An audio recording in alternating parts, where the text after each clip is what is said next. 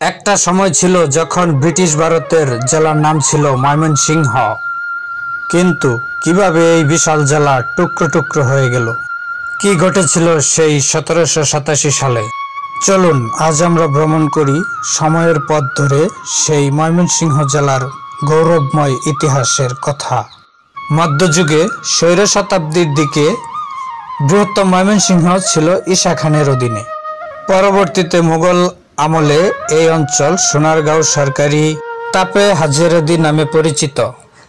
একটি জনপ্রিয় জেলা সূত্র অনুযায়ী মুঘল আমলে একজন সাধকের নাম অনুসারে এই অঞ্চলের নাম হয় ময়মনসিংহ, যা পরবর্তীতে ময়মনসিংহ নামে পরিচিত হয়, যা কিনা 1 মে 1787 সালে British east Indian company Mymensingh জেলা প্রতিষ্ঠিত করে। তখন ছিল ব্রিটিশ ভারতের একটি বৃহত্তম জেলা।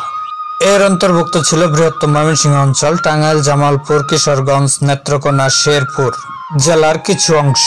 বৃহত্তম জেলা গঠন করায় প্রশাসনিক সুবিধা অনুযায়ী ব্রিটিশ শাসন আমলে এই জেলাকে বিভিন্ন সময় সিলেট বিভাগ, ঢাকা বিভাগ, রংপুর বিভাগ ও পাবনা বিভাগের সাথে অন্তর্ভুক্ত করা হয়।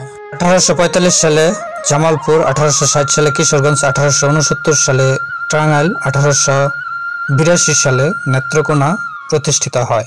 এই মহকুমাগুলো ময়মনসিংহ জেলার অন্তর্ভুক্ত থাকলেও ধীরে ধীরে এর প্রশাসনিক দূরত্ব বাড়তেই থাকে।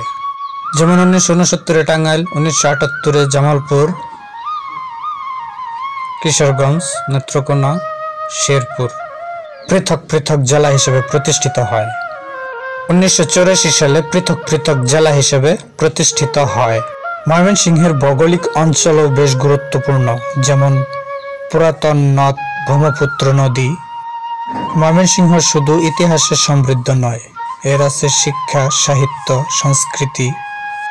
এর অবদান অনেক, যেমন লোক সাহিত্যের সমাদৃত, যা কিনা 1971 সালে ময়মনসিংহের জনগণ বীরত্বের সাথে অংশগ্রহণ করে, যা তৎকালীন 11 নং সেক্টরের অংশ।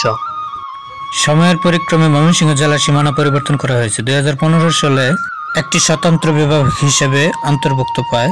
কিশোরগঞ্জ, টাঙ্গাইল, ঢাকা বিভাগের অন্তর্ভুক্ত ছিল। এই ছিল আমাদের ময়মনসিংহ জেলার গৌরবময় ইতিহাস পরিচিতি।